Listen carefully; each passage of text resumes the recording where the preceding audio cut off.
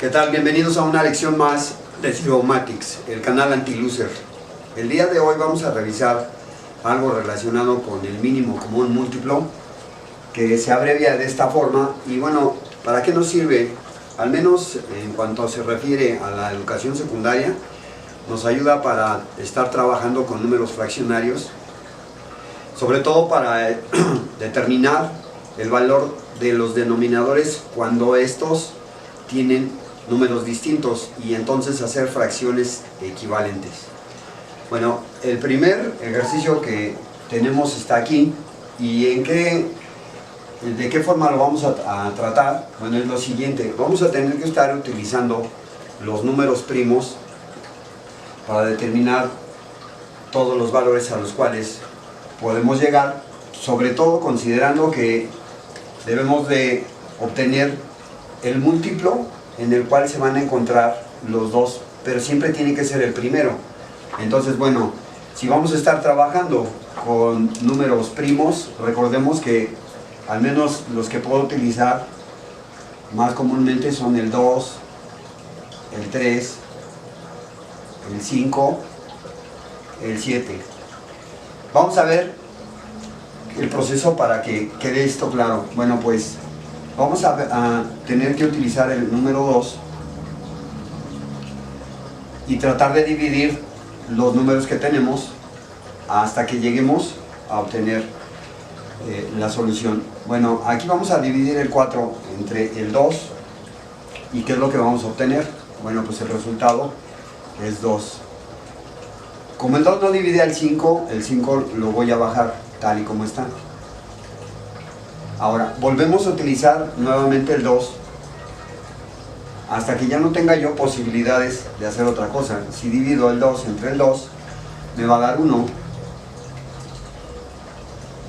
Y yo propongo que lo encierren para saber que ahí termina al menos esta columna. En cuanto al 5, bueno, pues ese sigue apareciendo tal y como está. De acuerdo con lo que dije al principio, debería de utilizar el siguiente número primo, que es el 3, pero no va a dividir nunca al 5, de tal forma que utilizo el siguiente, que en este caso es el 5. Y bueno, ¿qué es lo que va a suceder? Al dividir el 5 entre el 5, pues nos queda 1. Y ya tenemos, al menos hemos finalizado esta parte. Ahora, para poder encontrar el mínimo común múltiplo para los dos, lo que vamos a tener que hacer es multiplicar los factores primos que tuvimos aquí todas las veces que aparecieron. Es decir, si tuvimos un 2, que corresponde al primero que está en rojo, después otro 2, que es el que corresponde al azul, y por último el 5, de tal forma que 2 por 2, 4, por 5 va a ser igual a 20. El mínimo común múltiplo que obtenemos, al menos para el 4 y el 5, es el 20. Vamos a poner otro ejemplo para que quede también bien claro, utilizando solo dos números. Bueno, yo propongo utilizar el 6 y el 15. Tenemos que empezar por el número primo siempre que tenemos al inicio de todos ellos. En este caso es el 2, y sabemos que al dividir el 6 entre el 2, bueno, pues obtenemos 3. Ahora, ¿qué sucede si divido el 15 entre el 2? No me da algo que sea un número entero. Sabemos que lo debemos de bajar. Ahora, ya acabamos al menos con el factor primo 2. Utilizamos el 3, que en este caso sí lo puedo poner, y divido el 3 entre el 3, y bueno, pues sucede que vamos a tener 1. Y volvemos a utilizar, pongo el 1 entre el círculo para saber que ahí ya no puedo hacer algo más. ¿Qué sucede con el 15? Pues si divido el 15 entre el 3, pues vamos a obtener 5. De tal forma que entonces utilizamos el siguiente número primo, que es el 5, y al dividir el 5 entre el 5, pues vamos a obtener 1. Y entonces ya tenemos todos los factores primos que dividen a estos dos. Volvemos a hacer lo mismo, es decir, multiplico todos los factores primos que tengo del lado derecho para obtener el mínimo común múltiplo. El 2, aquí está, lo multiplico por el 3 y posteriormente por el 5. Y eso nos da 30. Bueno, con estos dos ejercicios, utilizando solo dos números, debería de quedar claro. Ahora, vamos a utilizar algún ejemplo que tenga 3. Y tenemos 4, 5 y 6. Procedemos de la misma forma, no importa el número de fracciones que yo tuviese, tendría que hacer lo mismo, de tal forma que entonces el primer número primo que vamos a utilizar, sabemos que es el 2. Al dividir el 4 entre el 2, bueno, pues tenemos 2, el 5 no es divisible, lo bajamos de la forma en la que está, y el 6 entre el 2 nos da 3. Continuamos dividiendo entre 2 porque aquí tengo este, y entonces 2 entre 2 me da 1, cierro, el 5 y el 3 bajan como están. Ahora ya acabé con el 2, seguimos con el 3 y entonces este 3 entre 3 me va a dar 1 y bajamos el 5 tal y como está.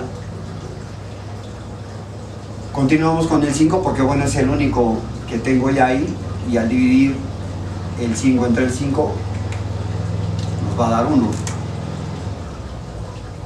Bueno, entonces procedemos de la misma forma como en los dos ejercicios anteriores, es decir, vamos a multiplicar 2 por 2 por 3 por 5, y esto nos va a dar 2 por 2, 4, por 3, 12, por 5, esto es igual a 60.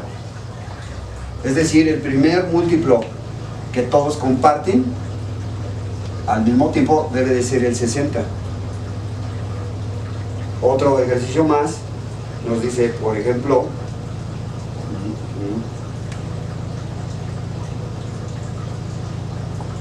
el 4, 6